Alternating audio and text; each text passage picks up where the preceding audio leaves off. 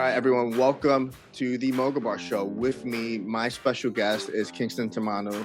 He is from Ghana, moved to the United States to attend Fordham University, went to Austin, Texas to help out with the South by Southwest conference, came back here, created an amazing app, an app that I think is amazing called Kilimanjaro.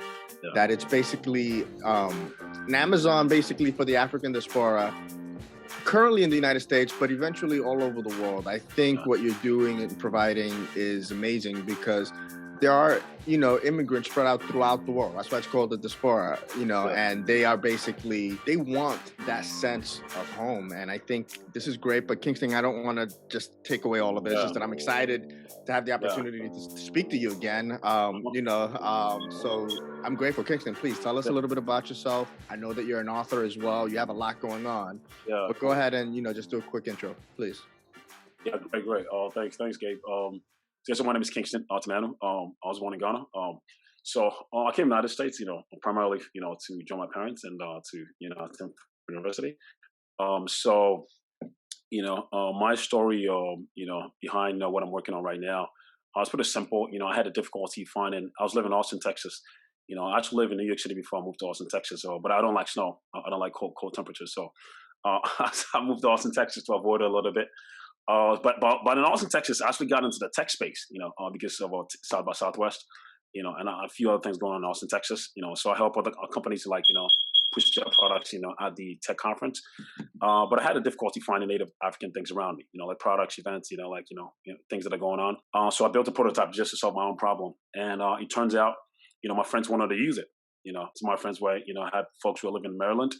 My friend EOCDK, who's a developer too, his parents lived in Maryland. When he saw the prototype that I built, he said, "Wait a minute, my folks would love to use something like this in Maryland, because there's an Ethiopian community there, but there's not something I'm giving them, makes it easy for them to find what's going on or like events that are going on, stuff that's happening, like products. So yeah, so that's how it started. And I said, wait a minute, if it's meaningful to a group of people like that in Maryland, I think it's much more meaningful to people in New York City.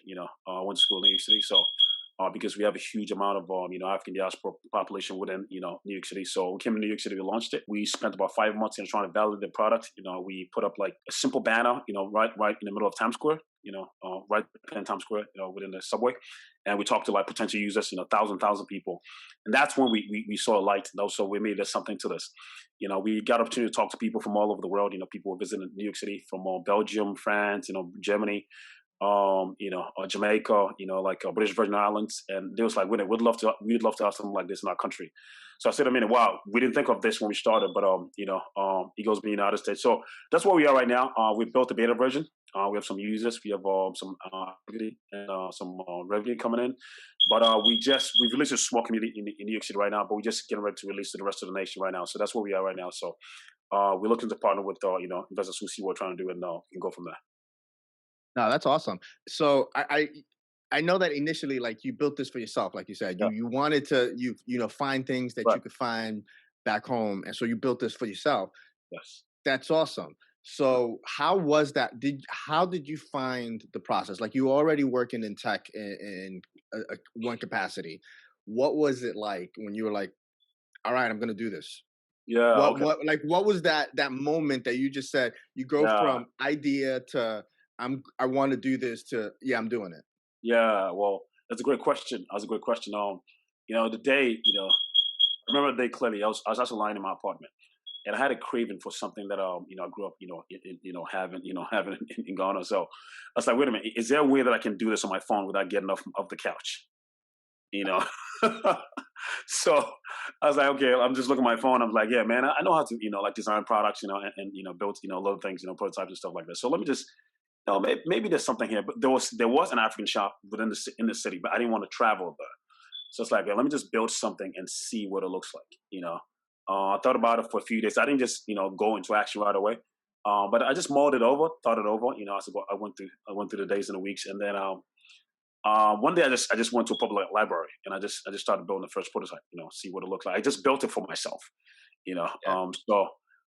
then when I started building, I was like, wait a minute, maybe there's something to this.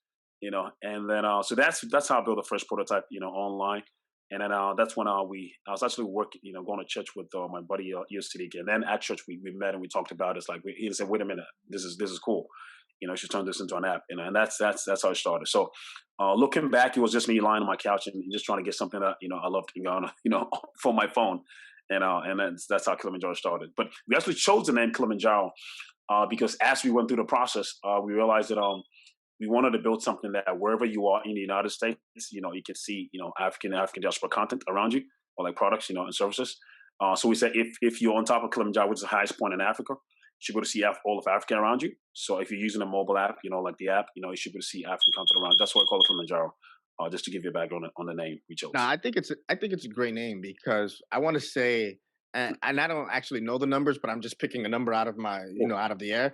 I Uh-huh. think 90% of the world knows the name Kilimanjaro, if Oh, not really? more than 90%. I think so. I think Okay. people Okay. know Kilimanjaro. They know the mountain. They associate it with Africa. So I Yeah. think it's a great name because even if they don't know what it is, I think the name alone, Kilimanjaro, is going Yeah. to sort of attract them to be like, Okay. "What's Cool. this? Is this a Yeah. mountaineering app? What is this?" It's Yeah. like, so I think that's what's pretty cool about the name. It's like, Yeah. it doesn't necessarily say what it is in the name, Uh huh. which some people be like, "Oh, but how do I know what it is?" But the Yeah. name alone is going to attract you to Yeah. find out more about what it is. And Correct. then it may be something that, what, I'm not I'm not African, but Yeah. I'm interested either in the culture, in the food, in the Yeah. cuisines. Yeah. Um, The products, yeah. like yeah, different things, services. So that's a great point you brought up, because that's what we found, when we try to get to validate product in New York City in Times Square, because people who are not, I built this one for myself, my own community, but I realized that people outside the community, people who have traveled to Africa, who have been to Tanzania, and people who are married to Africans here in the United States, they just saw the name Kilimanjaro. It's like, wait a minute, this is interesting. That's what drew them to have conversations with us, and that's when we realized, wait a minute, this actually stretches beyond our own private community or like our own personal community. So it's a great thing you bring up. But yes, I just want to chime in on that. Absolutely. What's the journey been like? So you created the prototype, you put up the banner in Times Square, you're talking to, friends and friends of friends and family about it, Yeah. people are interested. What has that journey been like? A lot of people say, especially in the tech industry, it's not Yeah. about the destination, it's about the journey. I mean, Uh-huh. they say that about most businesses in general and Yeah. most things. But what's that journey been like? Because I know it hasn't been a smooth ride, you Yeah. know, but it's a journey. It's It is. it's It it's is. a trek. You're climbing a mountain It is. basically. You're climbing Kilimanjaro, It is. Yeah. and you're like trying to push this out. So what's that been like for you? Yeah. It's great. When I first got into tech space, there's this quote, saying that people, totally saying in the tech space, like, run a startup. A tech startup is like, drinking out of a fire hose without drowning, or riding a roller coaster without falling off. So it's been a roller coaster for us, when we actually started. Um, One of the first few things we had difficulties with was finding people to partner with in terms of people who want to work in a project. Eventually we found people, but the process of getting the product out, getting the message out, we had to go through some situations where we had to reach out personally to people within our community, to actually bring the products online, actually list the products, within the marketplace. So it's a marketplace, a two-sided marketplace. We have to make sure we know it's like a chicken and egg problem. you know how do I get vendors onto the platform? How do I get buyers onto the platform? But we wanted to start small, so we actually started in New York City. We actually manually talk to vendors about what we're trying to build, and then manually sign them onto the platform. Eventually some people actually try to sign. We made it possible. Not right now. We made it possible for people to sign up automatically themselves without our help. But in the beginning, we had to manually go to people and sit them down, talk about what we built, and then sign them up onto the platform. And then we got users actually, to begin to transact on the platform. So yeah, one of the things we run into, as part of the journey was when COVID hit. The original version of the product was for events. But when COVID hit, people were not gathering, social distancing. So that's what actually moved us into the marketplace where we just focus on products and services right now. So that was a bit of a challenge. We feel like, oh wow, this still threw things off. But I'm a believer in grit. If I put my hands to something, I want to see it to the finish, see it through to the finish. So that's what it's been like. We've actually incorporated a company in Delaware as a C corp, and raise some money. So that's where we are now. But the journey has not been easy. Sometimes you're lying awake, a night, like how do I get this thing to get to where I wanted to get to? You have to think about it over and over again. Just we get up in the morning, you fire it up again, and you're gone. So it's been a great thing that I've worked on. And my joy would be to see have an impact. All around the world. Yeah. I think that's amazing because, you know, I I think it's important for people to know, getting into the tech Yeah. industry, it's not always, rosy. It's not No, no, no, always easy. no. A lot of people say, yeah, I'm going to get into tech because, tech is just the hot thing. It's No, been the hot thing for quite a while. And people always want to get into the hot thing because they think mhm. it's like the roller coaster or, the rocket ship to just Boku Yeah. bucks and Boku success, but you didn't like when you created this, you didn't build this for money. You built this out of necessity for yourself, out of Yeah. something Yeah. that you wanted or needed at the time. And you Hmm. just happened to find community of like-minded people that didn't, Yeah. that wanted the same thing and didn't have Yeah. access to it. So I think Mhm. that is the true purpose of tech, tech with a purpose. Yeah. And, I think that's extremely impressive. Mhm. Um, Tell me what else you're working with. You're also an author. Tell me about the book that you wrote. Yeah. Yeah. So yeah. While in Austin, Texas, I I have a sort of skills like things that I'm passionate about. I love conversations. I love meeting people. I love expanding. Going beyond my comfort zone. Going beyond the horizons that I'm comfortable with. So in Texas, in Austin, Texas, I realized I wanted to share the story of other entrepreneurs online. So I decided to just use the skill that I have and then try to reach out to like small business owners in Austin, Texas.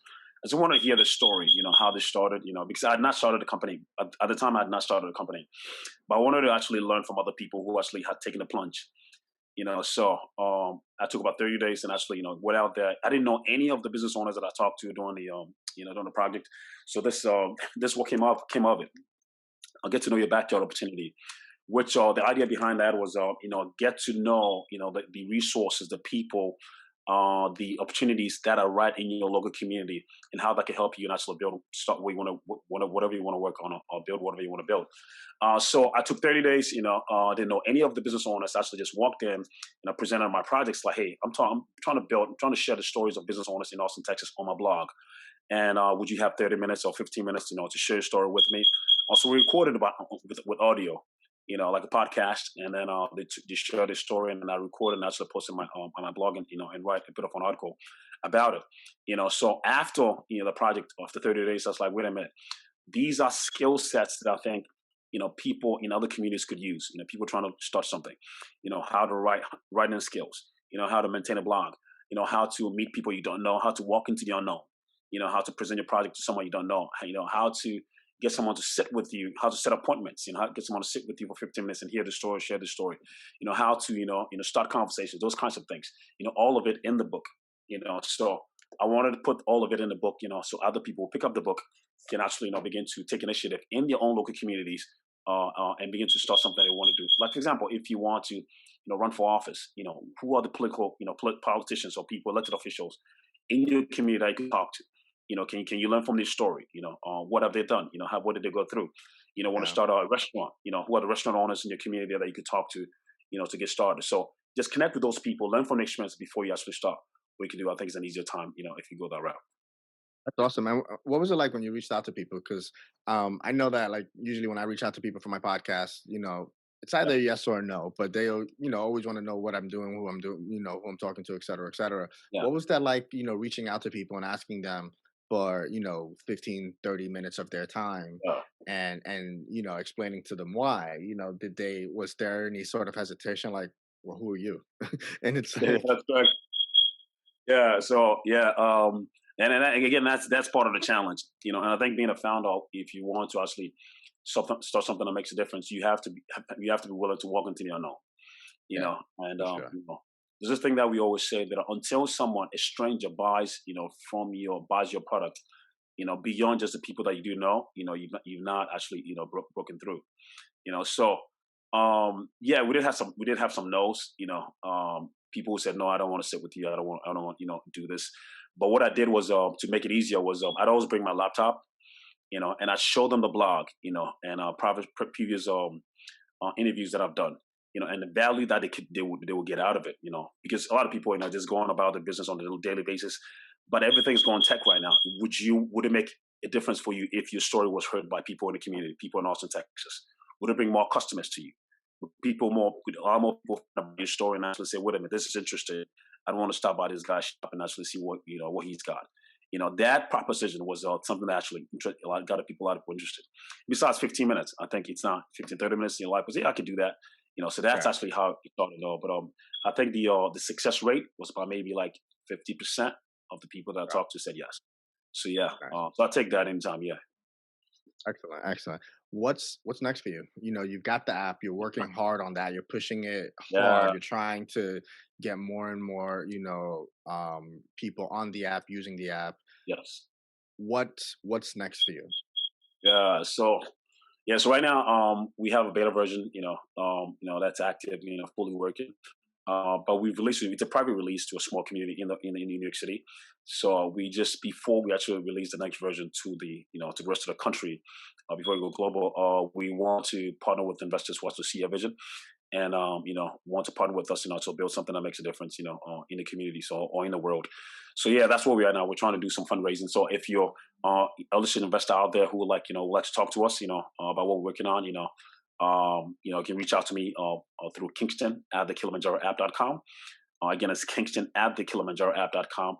So you can partner with us and see if we can make a difference, with this product. So again, that's our story. That's what we're working on right now. But after that, we want to release the next version on a nationwide scale here in the United States, and then go beyond that. This is going to be global because I really do see this. No, I mean, listen, let's be Okay, real okay. here. Appreciate that. The African diaspora is all over the world. It's not just in the US. Yeah. The US, I get it. You're here, you're focusing here, and the US has more easier ability to build the tech out just because of everyone that's here. You have Yeah. access to some of the best Uh-huh. minds, being in New York, Yeah. coming from Austin, Texas, working there for a while. But Yeah. listen, let's be real. Like Yeah. you see, we all watch the news, we read the news, we see that the African Yeah. community is migrating all over the world. France, Yeah. the UK, anywhere, Italy. Um, it's there. It's there, man. The opportunity Yeah. is there, and Yeah. if you thought like this, I guarantee you, and you're well educated, you speak good English. So now let's take that a step back to the people that aren't as educated as you that left their Okay. country for war torn reasons potentially. Maybe not Okay. Ghana, but some other countries, and Yeah. they don't speak as Yeah. good English and they're homesick. They want something from home. Oh. Like, dude, you got it. Yeah. Like that's a sick opportunity. Yeah. So So speaking of that, what we saw. Pardon me. I didn't want to cut you off, but no, that's go for it. what we spoke. Yeah. We realized that when we actually launched a product, it was not just like people within the African diaspora community, but African Americans, Jamaicans, Caribbeans, people from Trinidad, like who want Yeah, to explore African content, and also want to list their own products. So we realized that about 200 million people, African diasporans, around the world. I didn't know this when I started, but just the research and the data actually showed us that, wait a minute, there's huge community that we could serve. But we don't want to get ahead of ourselves. We just want to make sure that we deliver a quality product that should makes a difference, for each and every user. We also realize that, for investors who are thinking, we're thinking long term. We're not just trying to do this 3 or 4 years. The minimum is 10 years. To get something meaningful, done in the community or on a global scale. But by 2050, 1 in 4 people on Earth will be of African descent. I think that's a huge, projection that, if we actually can think long term, I think it make a difference on a global scale for us. So yeah, yeah. we'll take one day at a time and go from there. No, absolutely. I'm excited about it because as a Dominican, I hear a lot of my family that came when I was younger that came over from Wow, Dominican Republic, and they cool, were always wanting stuff from Dominican Republic. Whenever wow, anybody travels back, they come back with like they leave with one suitcase, they come back with like four suitcases because Okay. it's like Yeah. they come stocked with stuff from the country for family to give away. So Yeah. it's yeah, Yeah. it's something that's needed, and not Wow. just in the African community, but in so many communities. Because I think in Yeah. general, when you're an immigrant, Uh-huh. you still have a sense of loyalty slash connection to your homeland, and you want Yeah. that to an Correct. extent. You're happy where you are, but Yeah. there's certain things that you miss. Like you were Correct. saying, you were laying on your couch that day, and you're like, Yeah. "Damn it, can I get this?" Uh-huh. Uh-huh. Now you can, because Yeah, you that's built correct. it. That's correct. So, Wow. nah, Kingston, this is Uh-huh. amazing. Yeah. Thank you again, because you and I kind of sort of went through this a lot in the recording process, and I'm Right. grateful Yeah. that I had the opportunity to speak to you again. Yeah, that's So correct. thank you, Yeah. for meeting with me again, Yeah. and I'm gonna put everything in the show notes. Okay. And you already told potential investors how to Yeah. reach you. You can Uh-huh. always DM me, and I'll put you Yeah. in contact with Kingston. This Yeah. is an amazing man working on an amazing platform, and I think this is the best time for people the way that it works. I love it when people do something for themselves, and Yeah. then it just happens to benefit others, because you weren't doing this like, let me get rich. You're like, no, I want to solve my problem. Yeah. Yeah. And Yeah. then Yeah. it's like, oh, hey, other people have the same problem too. Cool. Yeah. So Yeah. I love it. I love it. I'm all in on this, man. I'm excited Yeah. for you. And it's, So it's great, and that's the part where you run into problems and you don't quit because you realize that business has more meaning, and that's what gets you through the hard times. So I absolutely. just want to add that. Absolutely. Kingston, thank you so much again Yeah. for, meeting with me, and I wish you all the best, all the success in the world. So thank you so much. Thank you, Gabe. I appreciate that. Thank you for your time too. Absolutely.